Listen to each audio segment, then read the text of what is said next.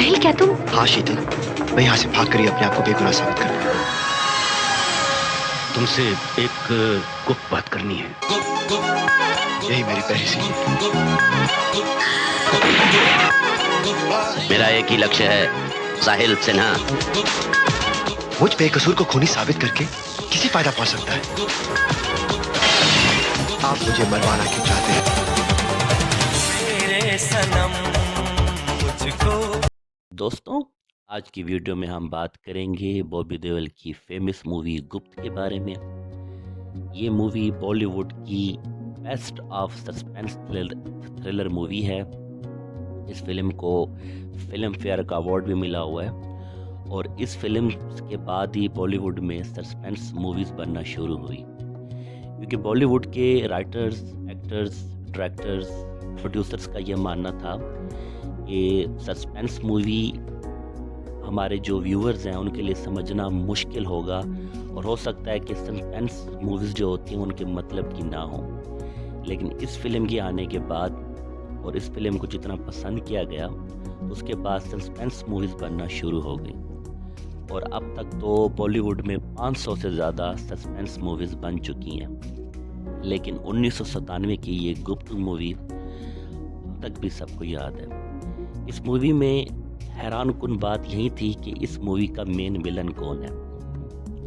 बॉबी देओल साहब पर एक इल्ज़ाम होता है कि उन्होंने अपने बाप यानी कि राज बब्बर का कत्ल किया है, उनका मर्डर किया है। इस इल्ज़ाम में उनको 14 साल की कैद हो जाती है।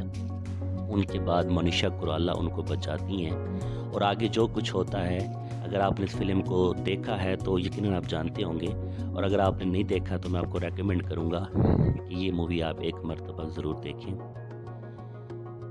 अब मैं बात करूँगा इस मूवी के बजट के बारे में, बॉक्स ऑफिस परफॉर्मेंस के बारे में और करैक्टर अननोन फैक्ट के बारे में। इस मूवी का बजट 9 करोड़ पे था और इस मूवी ने भारत में 18 करोड़ और वर्ल्ड वाइड में 33 करोड़ रुपए का बिजनेस किया। ये मूवी हिट साबित हुई।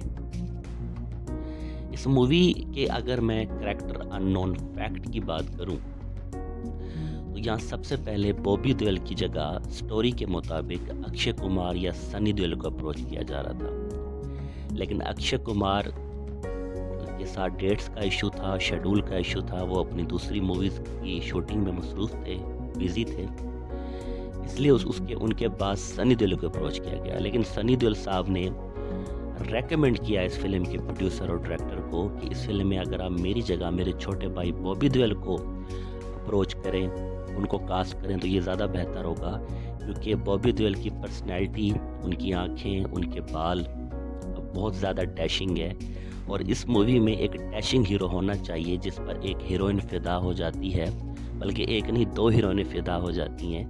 तो इसलिए एक लंबे कद का स्मार्ट सा लड़का होना चाहिए। और सनी देओल साहब ने ये कहा कि मेरा जो बॉलीवुड करियर है या जो मेरी सेहत है या जो जिस तरह की मेरी बॉडी है तो मैं यहाँ सूट नहीं करूँगा। फाइनली बॉबी देओल साहब को अप्रोच किया गया और उसके बाद उन्होंने बहुत अच्छा परफॉर्म किया। अगर हम मनीषा कुराला के रोल की बात करें तो यहाँ पहले रवीना टंडन को अप्रोच किया जा रहा था। रवीना टंडन के साथ कुछ डेट्स का इशू था, उन्होंने इस फिल्म में काम नहीं किया। उसके बाद करिश्मा कपूर को अप्रोच किया जा रहा था, उनके साथ भी डेट का इशू था, वो कहीं और मसरूफ़ थी शूटिंग में।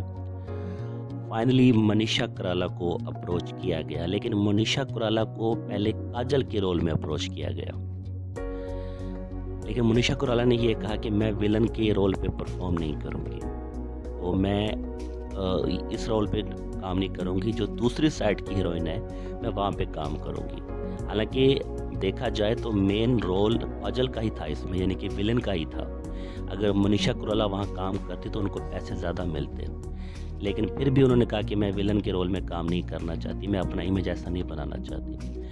और काजल जो हैं, काजल देवगन, वो शाहरुख खान की शुरू से बहुत बड़ी फ़ैन है, उनको बहुत पसंद करती हैं और उनकी एक्टिंग को कॉपी करती हैं, उनसे बहुत कुछ सीखती हैं। और ये बहुत कम लोग जानते हैं कि काजल शाहरुख खान को अपना गुरु मानती हैं।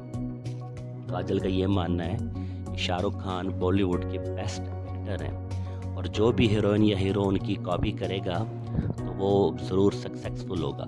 और शाहरुख खान अपनी 2 फ़िल्मों में विलन का रोल प्ले कर चुके हैं, तो इसलिए काजल भी ये चाहती थी कि वो भी एक फ़िल्म में विलन का रोल प्ले करें। फाइनली काजल ने इस फ़िल्म में विलन का रोल प्ले किया। उसके बाद अगर हम यहाँ पर ओम पुरी और परेश रावल के कैरेक्टर्स की बात करें तो ये दोनों कैरेक्टर्स में भी काफ़ी कंट्रोवर्सी चलती रही है। ओम पुरी को पहले परेश रावल का रोल दिया जा रहा था और परेश रावल को ओम पुरी का रोल दिया जा रहा था, क्योंकि ओम पुरी ने ये कहा कि अगर मैं यहाँ काजल, क्योंकि हम सब जानते हैं कि परेश रावल का जो रोल था वो काजल के फादर का था, और अगर ओम पुरी काजल के फादर के रोल पे काम करते तो ओम पुरी को इस चीज़ से एतराज़ था। वो ये कहते थे कि मैं यहाँ किसी लड़की का, हीरोइन का मैं बाप नहीं बनना चाहता, क्योंकि इससे मेरी एज बहुत ज़्यादा लगेगी और मैं अभी बॉलीवुड में यंग रहना चाहता हूँ। तो मैं पुलिस के रोल पे काम करूँगा और एक डैशिंग ऑफिसर बनूँगा जो बहुत गुस्से वाला होता है और मुजरिम को देखते ही गोली मार देते हैं, काउंटर कर देता है। परेश रावल साहब को आप काजल का फादर बना दें, क्योंकि वो एक ठंडे मिजाज के हैं और उन्होंने पहले भी कई फिल्मों में फादर के रोल पे काम किया हुआ है। लेकिन जब यहाँ पर ओम पुरी ने जैसे इनकार किया तो परेश रावल को भी ये बात बुरी लगी। उन्होंने ये कहा कि क्या मेरी एज इतना ज़्यादा है या मुझे आप बिल्कुल साइड पे रखना चाहते हैं, क्योंकि इसमें जो हीरोइन का फादर होता है, यानी कि जो विलन का फादर होता है, उसका हमने ये रोल देखा कि वो काफ़ी साइड पे रहता है, बहुत कम उनको दिखाया जाता है। जो पुलिस ऑफिसर का रोल होता है जिस पे ओम पुरी ने काम किया था, उनको बार बार दिखाया जाता है, क्योंकि वो, हम देखते हैं कि बॉबी देओल की तलाश में लगे रहते हैं, ढूंढते रहते हैं, पकड़ते हैं, फिर नहीं पकड़ते, यानी कि एक सस्पेंस रहता है इस फिल्म में जो हमने देखा। और परेश रावल इसमें काम करना चाहते थे, लेकिन फाइनली इस फिल्म के डायरेक्टर ने परेश रावल को हीरोइन के फादर का रोल दिया और ओम पुरी को एक पुलिस ऑफिसर का रोल दिया, जिसमें हमने देखा कि उन्होंने इस रोल को, दोनों ने इस रोल को काफ़ी अच्छे से निभाया और बहुत अच्छा परफॉर्म किया। और मैं ये समझता हूँ कि डायरेक्टर की डायरेक्शन बिल्कुल ठीक थी कि ये दोनों के जो रोल्स हैं, इन्होंने, अगर ये दोनों अपने अपोजिट रोल पे काम करते तो हो सकता है कि फ़िल्म यहीं से ख़राब हो जाती और इतना अच्छी इस फिल्म को रेटिंग ना मिलती, और ये फिल्म हो सकता है शायद फ्लॉप हो जाती। उसके अलावा इस फ़िल्म में जो हमने बैकग्राउंड म्यूज़िक देखे, तो ये बैकग्राउंड म्यूज़िक कोई इस फ़िल्म के ओरिजिनल म्यूज़िक नहीं थे, कुछ हॉलीवुड से चुराए गए, कुछ प्रभु देवा की मूवी से चुराए गए, कुछ बॉलीवुड की फ़िल्मों से चुराए गए, कुछ मोरा मूवी की फ़िल्मों से चुराए गए। तो ये सारे बैकग्राउंड जो म्यूज़िक थे, जो चीख वाला था या जो ट्यून थी जब बॉबी देओल जेल से भागते हैं, वो ट्यून हॉलीवुड से चुराई गई। और जो चीख की आवाज़ होती है, ये प्रभु देवा की एक फ़िल्म, साउथ फ़िल्म से ये चुराया गया।